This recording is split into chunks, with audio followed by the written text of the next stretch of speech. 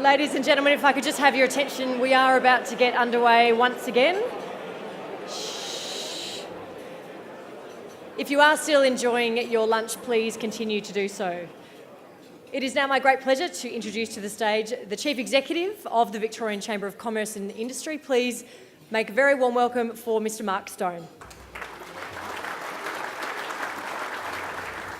Thank you, Alicia.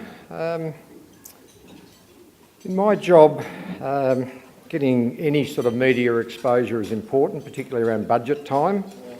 And live radio is like gold. So yesterday I was queued up to speak on ABC radio at 5:45. And as you can see by the tweet up on the screen at the moment, someone bumped me out of that time slot. But I did acknowledge that the Treasurer probably knew a little bit more about the budget than I did. So I was happy to be bumped by the Treasurer for that spot. Ladies and gentlemen, welcome to today's budget lunch with the Honourable Tim Pallas. We're very pleased to have the Treasurer as our guest speaker. And on behalf of our President, Don Rankin, our Vice President, Karen Sobels, fellow board members, it's my pleasure to welcome you all here. We have members and guests from the Victorian Chamber of Commerce and Industry, the Melbourne Chamber of Commerce, the Victoria Tourism Industry Council. We have a number of mayors and local government CEOs from our local government group, and we have also many members and guests from the Australian Chamber of Commerce and Industry. And of course, our partner today, the Melbourne Press Club. We're delighted to have Adele Ferguson, the President of the Melbourne Press Club, Mark Baker, the CEO, and our guest interviewer today, Brendan Donoghue from Channel 7. So welcome also to the many guests here from the Melbourne Press Club. Many other important guests in the room. I'm going to take the liberty of just mentioning a few. Football season is well underway. We're fortunate to have as a guest to the Melbourne Press Club Gillon McLachlan, CEO of the AFL. I spotted Peter Gordon, President of the Bulldogs, in the room. Also Premiership Chief Executive Brendan Gale from Richmond, and a Premiership Chief Executive in waiting, Matt Finnis, is here. Matt, Alicia and I are with you in support of the St Kilda Football Club, and let's hope that in waiting is not too long. Also, Jeremy Johnson, President of the Australian Chamber of Commerce and Industry, James Pearson, Chief Executive Officer of the Australian Chamber of Commerce and Industry, and Melbourne City Councillors, Kevin Louis and Susan Riley. Thank you all for joining us, and all our other wonderful guests. I'm just going to speak on three paid political announcement points. You will notice on your tables our pre-election policy documents, one for the whole of the state, and a particular emphasis in the second document on regional Victoria.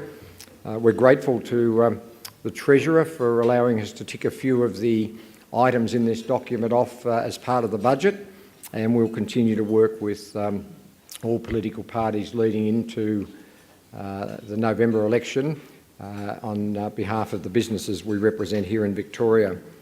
Another flyer on your table is a program we're running with 6 universities.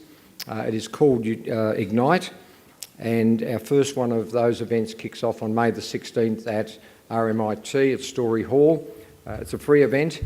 We're looking at showcasing what Victoria is famous for. So highlighting the collaboration between our universities, business, government, and making sure the rest of the world know not only how good we are at innovation, but also the opportunities that exist for further collaboration between business, government, and the universities. The last quick point I wanted to make was many people in this room will have an entitlement to vote in the Lord Mayoral elections. Business in the past has been a bit slow in getting those votes in or not voting at all, can I encourage you to check where your business vote is at, who in the organisation has that vote. Make sure you do vote and use that vote wisely. And can I suggest, without suggesting who you should vote for, that you have a close look at which candidates support business in the City of Melbourne, and maybe consider supporting them because they will support you. Now to the main event. The Treasurer, with the budget yesterday, has a number of things that are important to business. I'm not going to go through them in any detail because I'll allow the Treasurer to do that.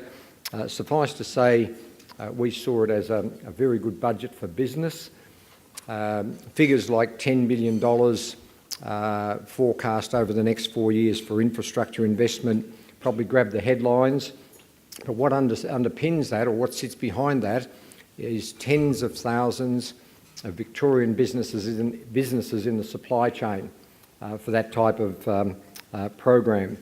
And education and a strong focus on regional Victoria were also very important to the Chamber and very important to Victorian business.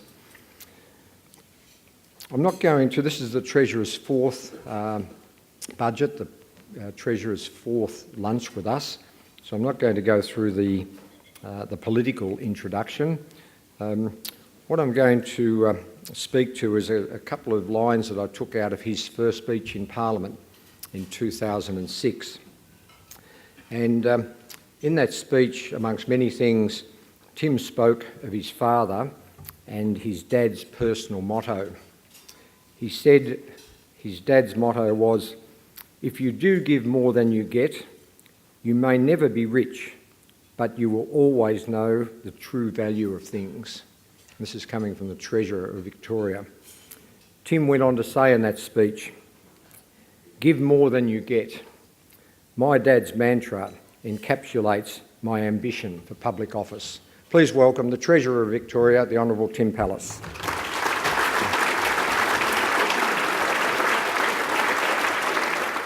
Thanks very much, Mark. Every time I remember that speech, it brings a tear to my eye. So thank you for giving me a great memory. I also want to talk to you at some stage about your social media efforts. 2 retweets, both by your staff, might I add. So look, thanks for being here today, and I'd like to acknowledge the traditional owners of the land on which we meet and pay my respects to their elders, past and present and future. There's one thing about the Andrews government, you know what you get. From the start of our time in government, we said that we wouldn't waste a day, and we've been getting things done. Dozens of new schools are giving kids the education that they need to set themselves up for the future. More doctors and more nurses are treating more patients in better hospitals. Dangerous and congested level crossings have been removed across Melbourne. Indeed, we're moving so quickly on that I have absolutely no doubt that we will not only meet but beat our election commitment to have 20 level crossings removed or substantially underway. I can say that with confidence because I think we've beaten it already. So roads are being upgraded and widened to get people home sooner. New rail lines are being built to connect our suburbs and our towns. Thousands of new police officers are being recruited to keep people safe.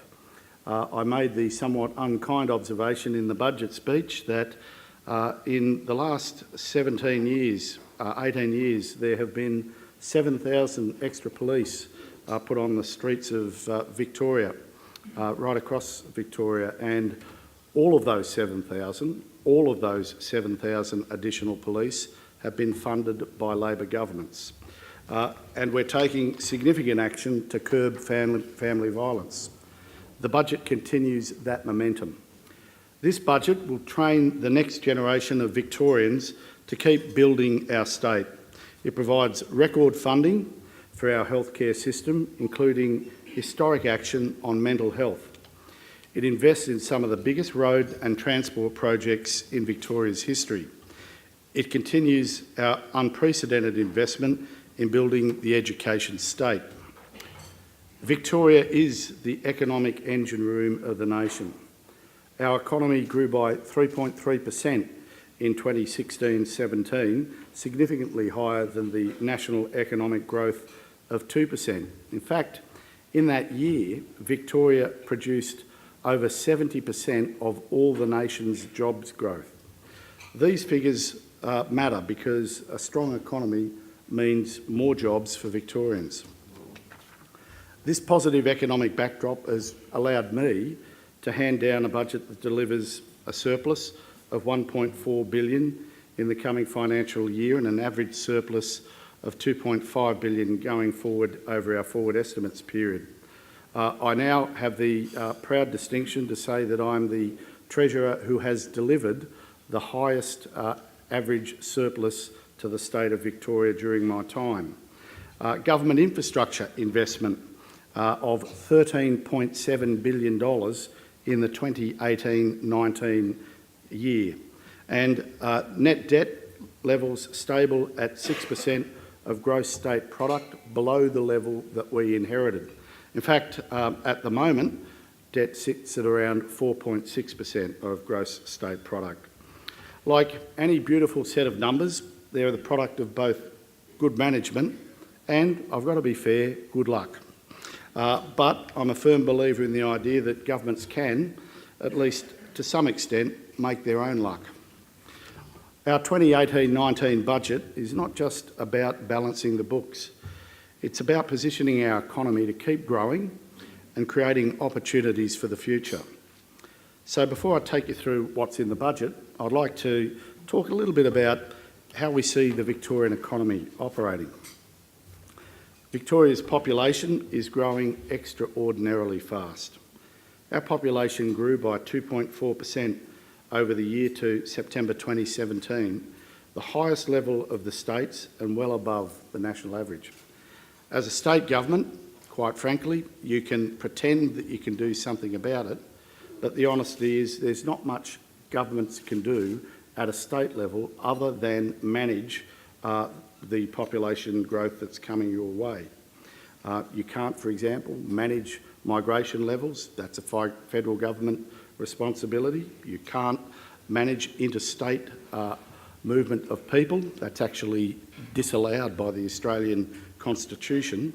And of course, natural births are something that's well and truly outside the remit of a state treasurer. Except us making Victoria a less desirable place and seeing our economy slow down, I don't think that's a pretty smart idea for a treasurer. And ultimately, I think we have to choose the opportunity. We have to see population growth as an opportunity. Victoria, Melbourne, is seen as a highly desirable place for people to live, and we should be proud about that, and we should take this as a great opportunity. The key to converting population growth into broader economic growth is jobs. First, we need to make sure that we're encouraging as many people as possible to enter the workforce.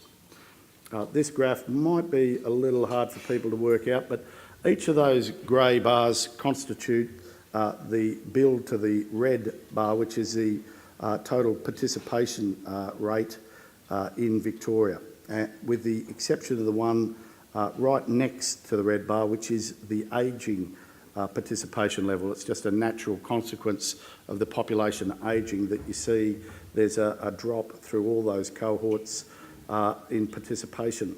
So what we're seeing here is a 2% growth, thereabouts, in participation in the labour market. Over the past 4 years, we've managed to do that. Since we took government, Victoria's working age population has grown by 7.8%, but the number of people in the workforce has grown by 8.3%. Second, we have to make sure that the economy is generating enough new jobs to keep up with population. Again, we've managed to do that over the past 3.5 years. Victoria's employment growth is the strongest in the nation, with over 330,000 jobs created since the Andrews government was elected. If I could put that into some context, that is more jobs than any other state in percentage terms. It's also more jobs than any other state in absolute terms. So we are generating a very substantial amount of jobs. In fact, that means more than 1 in 10 jobs in the Victorian economy today have been created under the watch of this government. 1 in 10. And our unemployment rate sits at 5.2%, the lowest it's been in over 6 years and well down from the 6.7% unemployment rate that we inherited from the previous government. But in order really to understand how we can keep things moving in the right direction, we have to look a little bit deeper. Employment growth has been broad-based across industries, and over the past year has been led by the services sector and construction. As you can see, there are pretty substantial growth all the way through. Construction, retail, trade, professional, scientific and technical services, education and training, accommodation and food, healthcare. Fundamentally, it's a broad-based growth, but it is a clear sign that our services sector is playing a very substantial role. Going forward, we're expecting strong demand for labour to continue in our construction and our services sector, particularly in healthcare and in social assistance. While many of the strongest growing industries require a similar level of skill, the types of skills that are required across industries is quite diverse. So really our challenge is to be reasonably astute in how we develop those skills. The challenge, as to define it, is pretty simple. Even if it's going to be difficult to meet, we have to firstly make sure that the economy is generating enough jobs for our population. Secondly, we need to encourage as many Victorians as possible into the labour market. And thirdly, we need to make sure that we can equip our workforce with the skills that business actually wants and needs. The 2018-19 budget is designed to meet those challenges. We're going to keep investing in infrastructure. And I've heard, on occasion, some in the construction industry say to me, couldn't you just take a breather and slow down just a little bit because we've got more than enough work at the moment? Their tone changed from when we first got into government, which was quite insistent that we should get on and do something immediately. But the key here is we need to keep our investment in infrastructure up. I know it becomes considerably more difficult as we go on. It becomes difficult because of a lack of resources to build our infrastructure, a lack of skills, and an uncompetitive market, largely because industry is working flat strap at the moment. So we want to see if we can help, but we have to at least acknowledge the issue. Our responsible use of debt has meant that the government's been able to drive infrastructure investment to record levels. As the economy grows, the government's matched this with record investments in schools, hospitals, roads and public transport. Indeed, in 2018-19, we're going to see a total of $78.9 billion worth of state capital projects either commencing or already underway. Infrastructure investment is forecast to average $10.1 billion a year, that's new infrastructure investment, $10.1 billion a year over the next 4 years. Looking back, the historic average over the preceding 10 years before we came to government was $4.9 billion. And of course, this year, our investment peaks at $13.7 billion. This will be an enormous challenge for everybody, and government needs to be prepared to acknowledge we can't simply say we want things done and not be part of the solution that will confront industry, the construction industry in particular, but also the population, as they're starting to feel that their amenity is under immediate challenge, as much by population growth as it is by the construction schedule that government is putting in place. But we can't slow down, because to slow down is effectively to give up, and we're not going to do that. Our industry participation policies mean that local businesses across the state are benefiting from record investment. While our infrastructure investment helps drive job creation, this government understands that business is critical to growing the economy. As part of an almost $500 million package to help business continue to grow, we're slashing the regional payroll tax rate to 2.425%, the lowest in the nation. For regional-based employers, this will mean a 50% reduction in payroll tax over the last 2 years. These cuts are on top of course, the continuing rollout of the extension of the payroll tax threshold, and from 1 July 2018, the threshold will move to $650,000, which will be a change that will benefit about 38,000 businesses right across Victoria.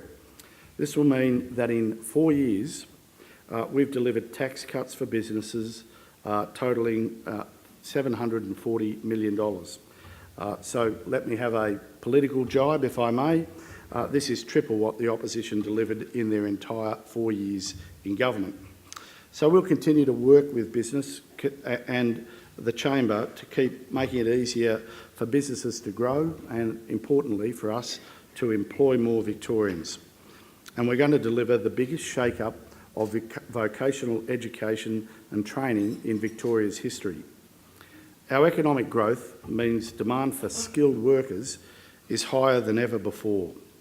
We had a bit of good luck when we came to government, because at the time that we decided we wanted to start building and utilising skills specific to the construction industry, of course the construction phase of the mining boom in our resource states was coming off the boil, and there was a lot of labour moving back into Victoria and New South Wales to provide those skilled jobs. We've tapped out that capacity, so we have to acknowledge if we're going to get any more capacity, the best possible outcome is to grow those skills ourselves. At the heart of the 2018-19 budget is a landmark $828 million investment in skills and training. We're making TAFE free for 30 priority courses, because the cost of a quality TAFE course should never stop kids from getting their trade. A new model for school-based learning will also give students the opportunity to learn their trade at school and get a job sooner. Indeed, we will be able to achieve in the 100 schools that are participating in the pilot of this program, 1,700 students who will be able to participate in these Head Start apprenticeships. We expect that these kids will be able to come out of their 13th optional year of school fully accredited with an apprenticeship. So this is an investment in our people, in our businesses and in our state's future. It's an investment that the Chamber called for and that we've delivered. Over the past 3 years, the government has undertaken the biggest public transport overhaul in our state's history. In addition to level crossing removals, the Metro Tunnel and Regional Rail Revival, we're investing a further $1.9 billion to ensure Victorians have a safe, modern and reliable public transport system. The new Sunbury to Cranbourne-Pakenham corridor will be transformed as part of the largest rail corridor upgrade in Victoria's history, and $50 million will determine the best way to deliver high-speed rail to Geelong as part of the Melbourne Airport rail link. The budget will include a massive investment of $4.3 billion for better roads right across Victoria. $2.2 billion will be spent towards upgrading 13 arterial roads across the northern and southeastern suburbs. It will connect workers to jobs, and it'll also improve productivity of businesses that rely on an efficient, well-functioning transport network. $110 million will fast-track the completion of detailed planning and design of the North East Link so that the project can be put out to market as soon as we get a mandate to do it. $940 million will go towards the biggest road maintenance blitz Victoria's ever seen to fix hundreds of regional roads, giving drivers safer, faster and more reliable journeys. The new Ballarat-based Regional Roads Victoria will oversee a $333 million boost to road maintenance and rebuilding across the state. Importantly, the suburban roads upgrade will be procured as two separate PPPs, building on the success of the Western Roads upgrade last year. And I want to thank the private sector for their efforts in being able to put away that project. You are delivering the roads contained in that project about a year and a half faster than standard design and construct could do.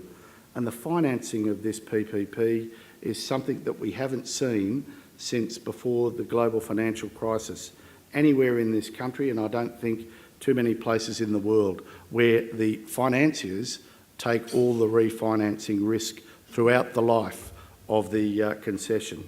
It is an outstanding result, and I'm expecting the same sort of interest and return to the Victorian taxpayer out of a suburban roads upgrade package. North East Link, of course, will also be procured as an availability PPP. So this builds on Victoria's strong track record of partnering with the private sector. Over the past 20 years, there's been more than $30 billion in capital investments in 32 PPP projects in many different sectors of the economy. The government's going to continue to look to ways to innovate in which we can deliver infrastructure and services into the future. You would expect nothing less of a government than to drive as hard as it can efficiencies out of its own balance sheet in order to get greater value for the dollar that the taxpayer puts in. Finally, it's important that we recognise why so many people are choosing to call Victoria home. We offer an outstanding quality of life supported by outstanding social services. The 2018-19 budget ensures that that will continue.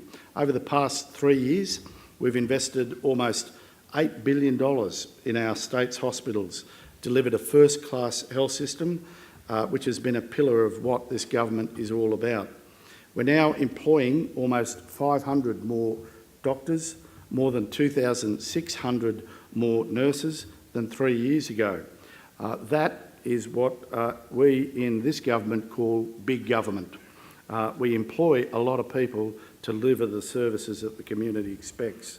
This year's budget builds on the work that has gone before with a $4.2 billion investment to ensure Victorians get the best care from the best professionals in the best facilities.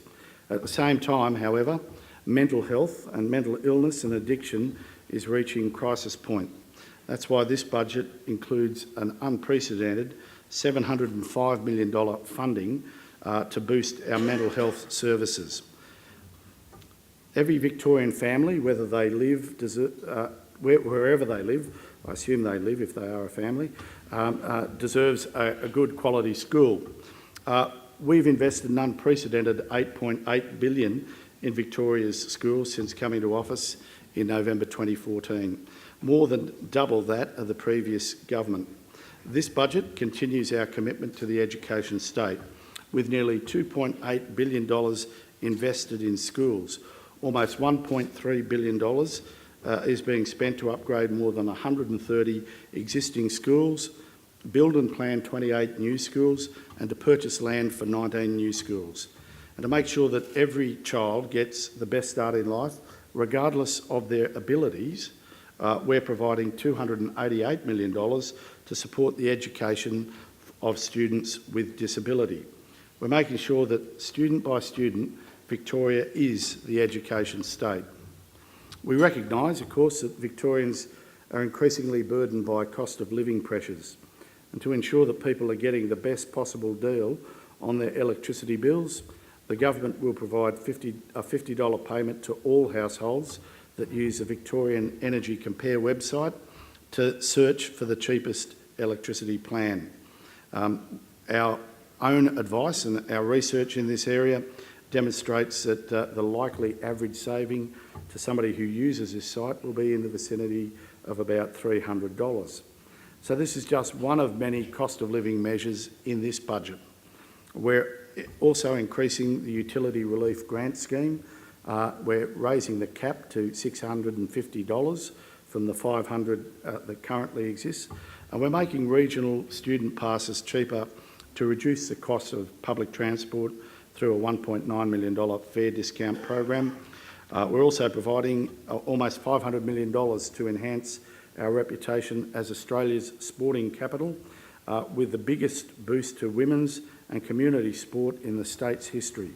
And I'd like to acknowledge Gil McLaughlin and the great work he did in putting together the package that has enabled us to bring this all together. There's nothing more important than the safety of Victorians. This year's budget continues our investment in the police protection and prevention Victorians deserve. $115 million will give police everything they need: the training, the tools and the technology to tackle crime. We're also undertaking a massive upgrade of the Lara prison precinct and hiring more prosecutors to ensure offenders are held to account. And we're investing an unprecedented $858 million to continue the transformation of Victoria's children and family services system through the roadmap to reform, moving from crisis response to prevention and early detection. Every corner of Victoria should share in our state's success. It's why the Andrews Labor government has invested more than $85 billion in regional Victoria since coming to office in 2014. And here's what that looks like: significant investments across the state from our first budget, our second, our third. What happened to the fourth? Oh, okay, there it is. And this year's budget, of course, makes a record. It's the first time we've tried that, so it needs a bit more refinement, but I think you get the picture. And this year's budget makes a record $4.3 billion investment across regional Victoria to secure the jobs, services and support local communities need. Almost $600 million will go to redeveloping Ballarat Base Hospital and expanding the Wonthaggi Hospital Emergency Department. $313 million will allow modern velocity trains to operate to and from Shepparton for the first time. And all of this is on top of the initiatives in the budget, like our regional payroll tax card, our regional roads and public transport investment, our investment in regional schools and funding for health services. So our economy is strong, and we're making sure that the building blocks are in place for all Victorians to share in Victoria's growth and prosperity. This is a Labor budget, make no mistake.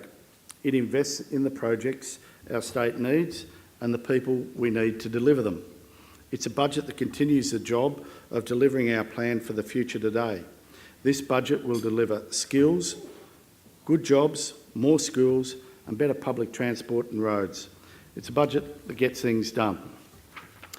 And finally, this year I've selected Western Chances as a budget charity, and I'd like to encourage you all to make a donation to this terrific organisation. Every year we have one of these. I do donate personally to Western Chances as part of this process, and I hope that you've all got the general message that the circumstances, the economy of the state of Victoria is growing enormously. In fact, if you think about it, in the last 3.5 years, the economy of Victoria has grown by $48 billion. To put that in context, nearly 1 in every $7 in circulation in our economy today did not exist 3.5 years ago. So we're growing, we're doing well, we've got enormous challenges ahead, but they're the challenges of success, and I can assure you that this government is committed to getting on with it and making sure that we make those challenges great opportunities for the future. Thank you very much.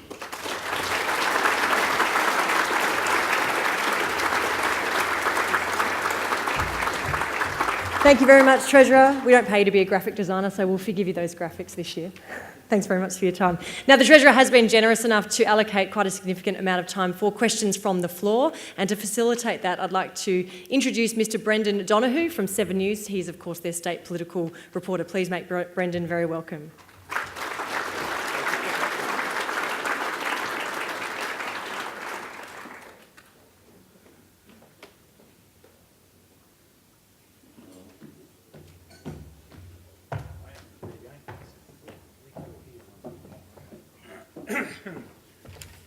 G'day, how you going?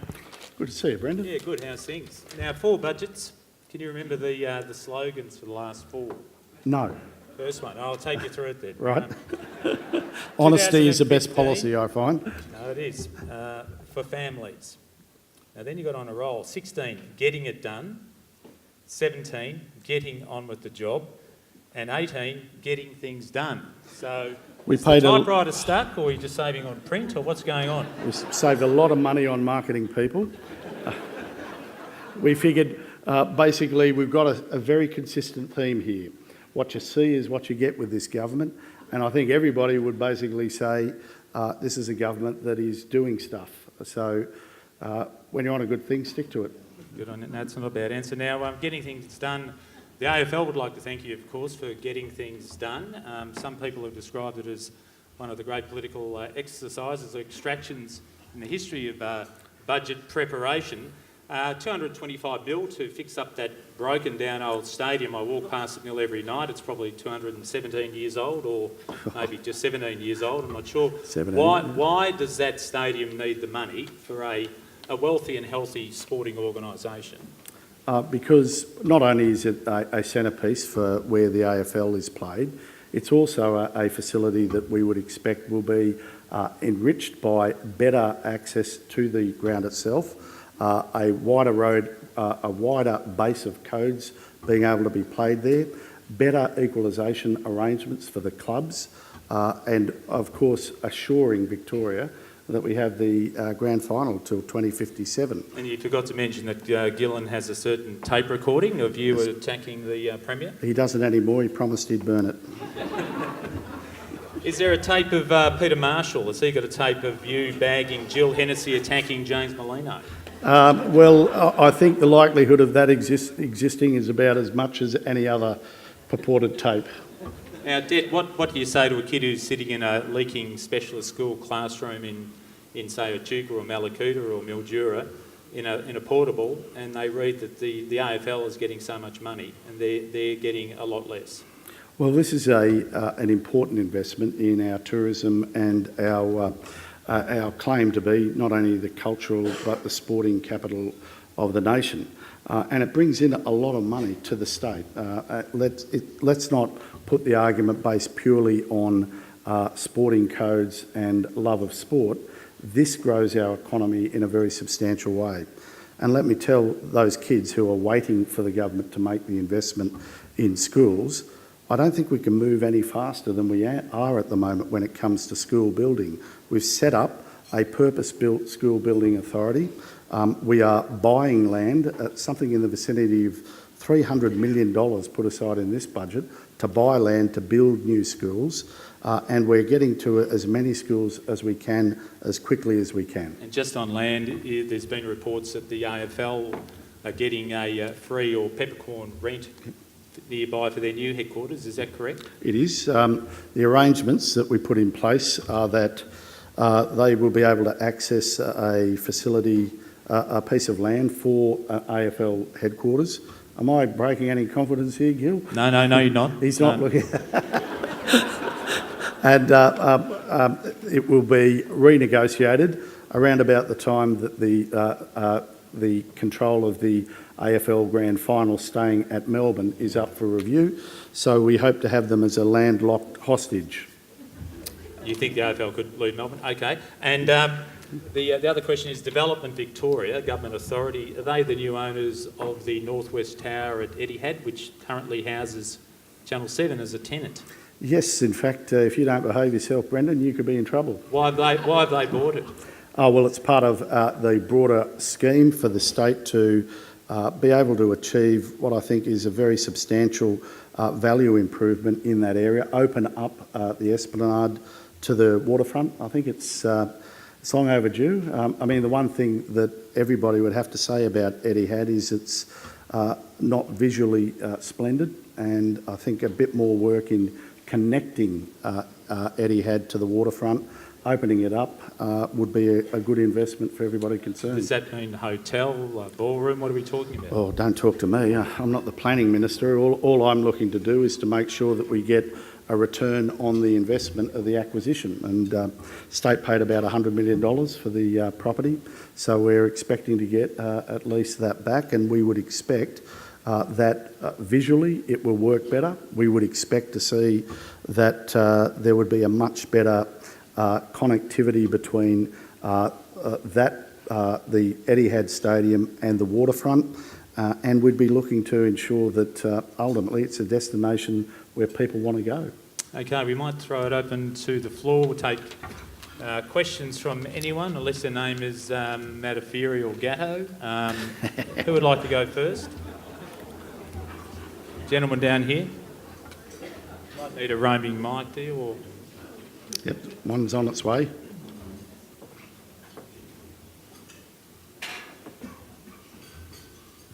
Down.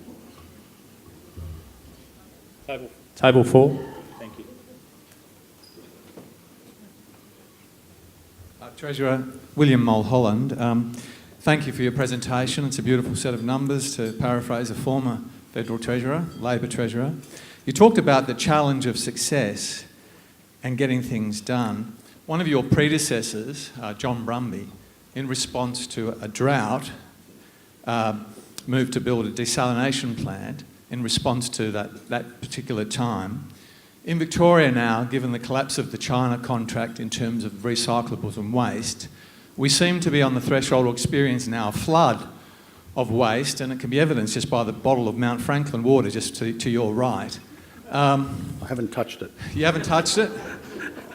But in terms of that bottle will one day end up in a yellow bin or be recycled, is this an opportunity for Victoria to now show some leadership? And in the same way we responded with the desal plant back in the late zeros, is there any chance of waste and the environment coming back onto the radar screen in terms of the Victorian government?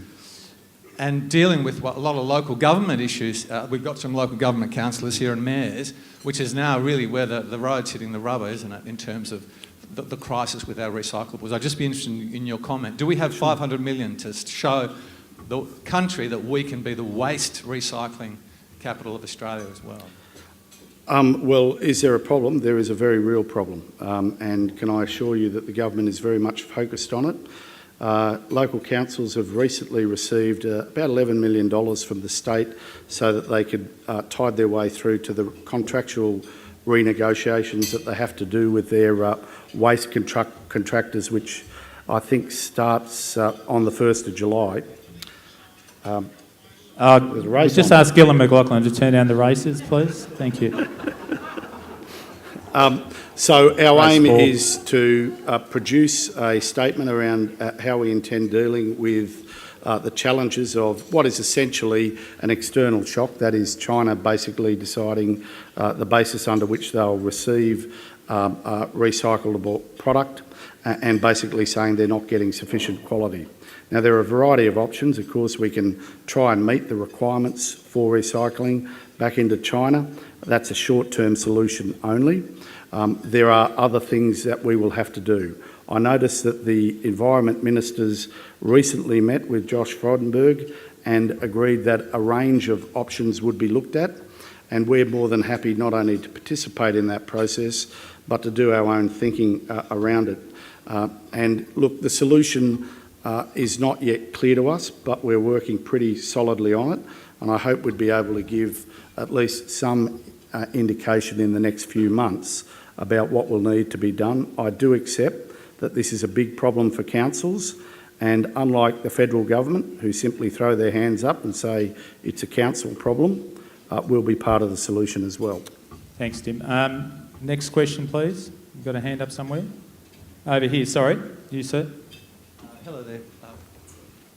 Hello. Steve Evington, Community Housing Limited. I commend you on your budget. It's a great budget for many parts of this state. And one thing I noticed was that for many years, Victoria, so Melbourne was the most livable city in the world, and it dropped from last year number 1 to 19. This year in the latest postings or so, and the reasons were infrastructure constraints, which are certainly addressed here, and the other item was housing affordability and the perceptions that homelessness, as it is appearing on the streets, is a real drag on tourism and the desire of people to come to Melbourne. And this is really pressing on the international mind as such. The government in the last decade was the Australia's leader in dealing with affordable housing, and nothing much has happened in this decade. And there's been some programs for domestic violence resolution, small ones for homelessness. The government gets something like 330 million a year for housing growth from the Commonwealth. It's not spent on that. And I think a couple of $100 million a year would actually resolve that homelessness problem and start to eat into the affordable housing crisis, and a real push for inclusionary zoning would start to get our children into affordable rental and home ownership. I'm just wondering what your response to that is. My response is I think we're doing a lot in this space, and I'm surprised that you don't acknowledge it. We identified a $2.5 billion package to deal with issues associated with housing affordability, which I announced in, I think it was January, February last year. We developed a $1 billion social housing growth fund, which was, we dedicated $1 billion for which in perpetuity the growth and proceeds of those funds would go to delivering more social housing stock. On top of that, in the home ownership space, of course, we've removed all the stamp duty costs of acquiring a house under $600,000, and we've gradually reintroduced them up to $650,000. We've doubled the first homeowners grant for regional Victorian purchases to double. Look, I accept that when we look at issues such as social housing, and particularly the provision of homelessness support, that work continues to go on. I believe an additional package was announced only in January of this year by our Public Housing Minister, Martin Foley. So we are continuing to make the effort. I think the real challenge, if you're laying one down around inclusionary zoning, it's easy for us to do in respect of state-owned developments where we own the land. It's just us foregoing a return, and we will be doing that. We've indicated that as a government we will be insisting on inclusionary zoning arrangements to be put in place. It's a little more difficult to say that we should effectively put a tax on developers, so we're still working through with the private sector how inclusionary zoning should occur, but it's ultimately in everybody's interest that we do this. You get a more spread and fair inclusion of people across a community rather than ghettoised people, and importantly you get key workers in your community as well. So I accept that there is more work to do, but I suppose the proof of the pudding about whether we were seen as interveners or first movers in this space was to actually see that the New South Wales government pretty much well copied our stamp duty relief initiatives in particular. Thanks, Tim. Next question, please. Over here on my right. Thanks, madam. Thank you, Brendan.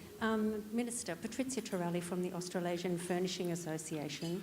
Our largest growing segment of our industry is actually compliance and aftercare being related to fixing up cheap imported crap, basically. You made comment that you are not the Minister of Planning, and I would hesitate that you also include education, small business, industry, etc., etc. And yet when there are procurement requirements by government to purchase furniture or furnishings for government projects, the usual response we get back is, it's the Treasury's requirement that we meet the budget. How would you respond to that? everybody picks on me, basically. Look, I suppose the first thing I'd say is, yes, I'm not the minister responsible for what choices are being made, but the government does have very clear procurement strategies. Again, I'm not the minister responsible for procurement, that's the finance minister. He does a good job, but the government is increasingly moving towards social procurement strategies. And by that, we are seeking to leverage a better return for the state in terms of procurement, whether it be in skilling our workforce and our major projects job guarantee that requires every tenderer for large projects to provide a number of apprentices. I think 10% of the workforce have to be apprentices and trainees.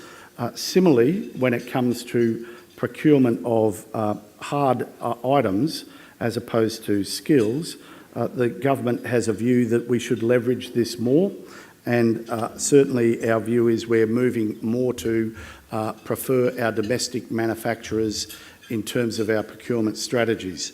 Now, we haven't got there yet. There's still a lot more work to make sure that we're not unnecessarily burdening our budget position, but I can assure you we are very focused on the idea that when we procure, we should procure domestically produced commodities. So we've been able to say that the Westgate Tunnel will be procured with 100% Australian steel.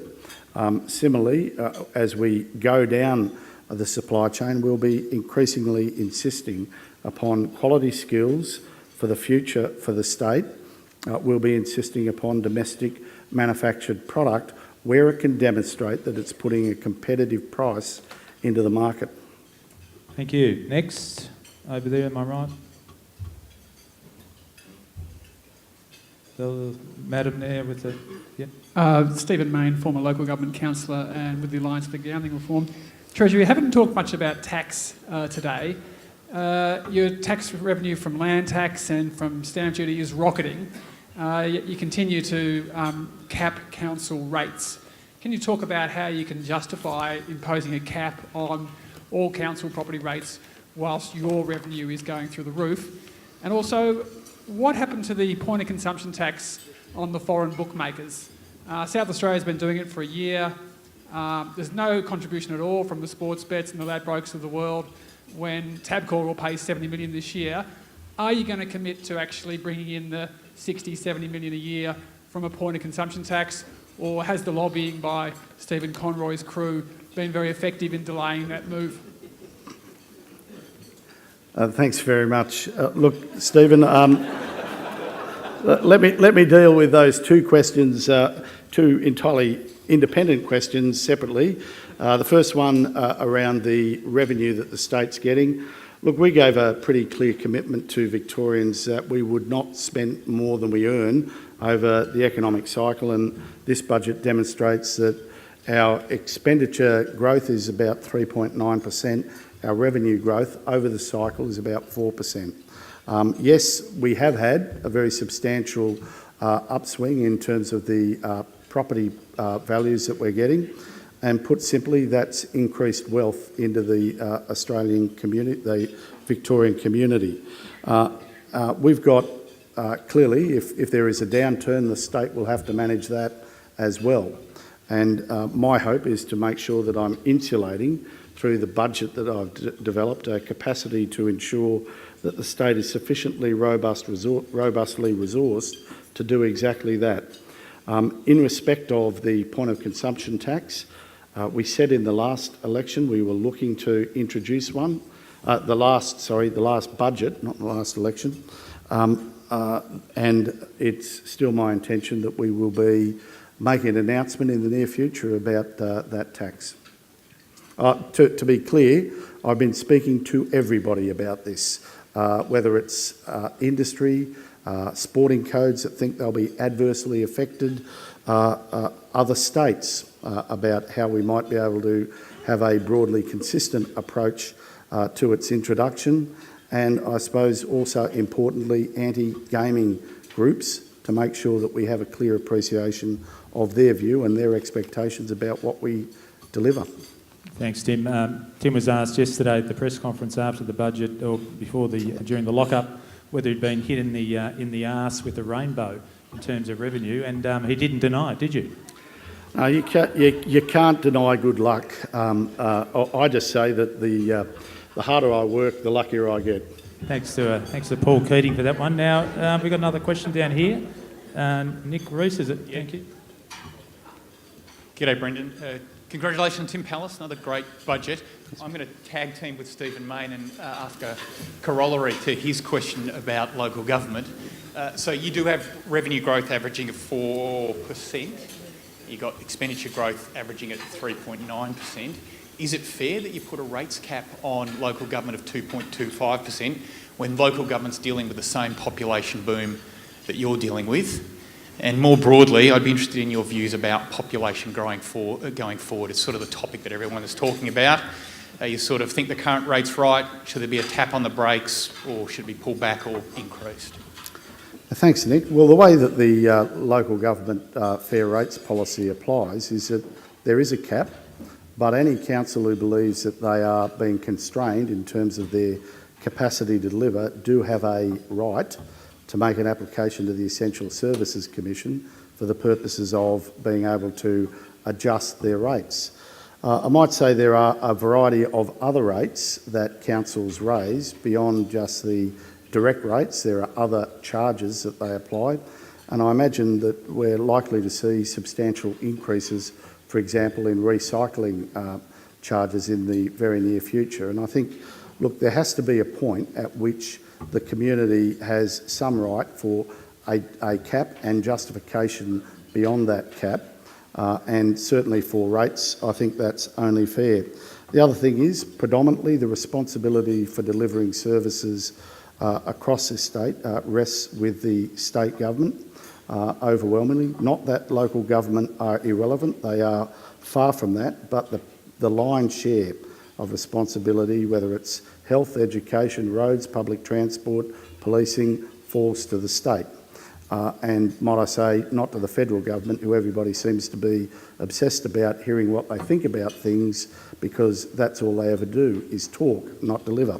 And the second point, which was population growth. Well, there are three ways that the state intends dealing with population growth. One, continue to invest in the infrastructure that the state needs.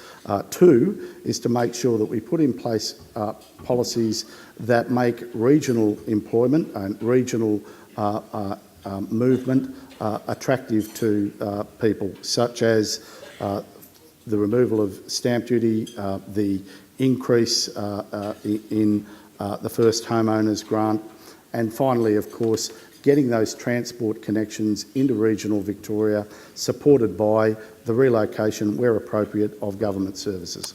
Thanks very much. We'll wrap up now. Now, just one last question. As a bulldog, who would you rather be, Marcus Bontempelli or Caleb Daniels? Well, I can see a lot more eye to eye with Caleb, given he's about the same height as me, not the same width. But being here in the presence of the mighty president of the Western Bulldogs, Peter Gordon, let me say, no, I know he's got a bit of a man crush on Marcus Bontempelli, but for me, it's Caleb Daniel. Good on you. Thanks very much. Cheers.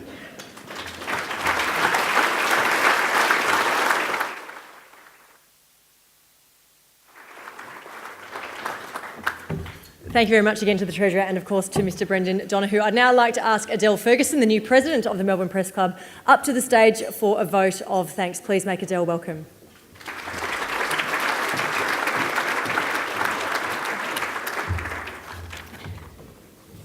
Thank you.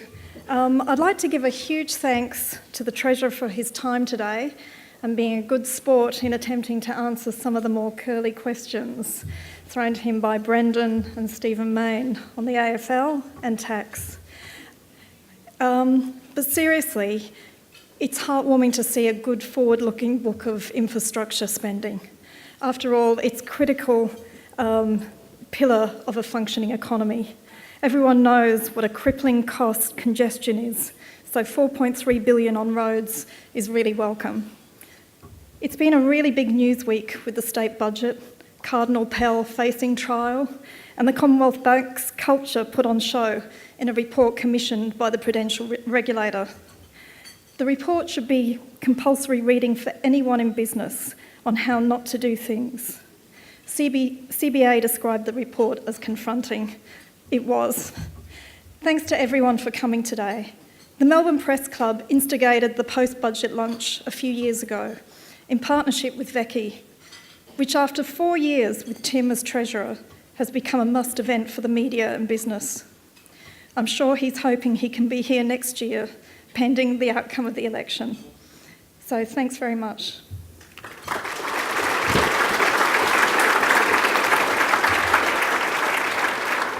And I actually have a present which I'll bring across to you. Thanks very much to Adele, and congratulations on all of your work and, of course, the appointment as President of the Melbourne Press Club. And thank you all for being here today for our post-budget lunch. Of course, again, to Mr Tim Pallas, the Treasurer of Victoria. On behalf of Mark Stone, I would like to thank Mel and Sarah and the broader Victorian Chamber events team for putting on today's wonderful lunch. I'd also like to let anyone know, if you did park in the Wilson Park Hyatt car park, there are vouchers for a discounted rate. And just to remind you of the Treasurer's Western Chances Budget Charity. There are flyers outside on those desks as you walked in. So if you do want some more information and do want to donate, we would strongly encourage you to do so. Now, before we conclude today's session, we do have some exciting events coming up that I wanted to tell you about. Coming up on Tuesday, the 8th of May, our next networking event is happening, Business After Dark. It will be held at the Mercedes-Me store, Melbourne, with Mercedes-Benz Australia Chief Executive Officer Urs van Sanden. On Friday, the 11th of May, the Victorian Chamber presents When People Thrive, So Does Business, and that is a breakfast event on mental health with a panel of prominent speakers from organisations including Movember as well as Swiss Wellness. And then, please save the date, for the Victorian Chamber presents the Honourable Julie Bishop MP is going to be with us, the Minister for Foreign Affairs, on Friday, the 8th of June. We'll have further details for that event to come very soon. And finally, on behalf of the Melbourne Press Club, they have their next business lunch coming up on Thursday, the 10th of May. That's taking place at Mr Hive, and that is with the ABC's Director of News, Analysis and Investigations, and that is Mr Gavin Morris. So those events are certainly not to be missed. For further information, or if you would like to register for any of those events, you can just go to the Victorian Chamber website, and for the Melbourne Press Club event, go to their website as well. That brings us to the end of formalities. Once again, thanks so much for being here, and we look forward to seeing you at the next Victorian Chamber event. Thanks a lot and have a great afternoon.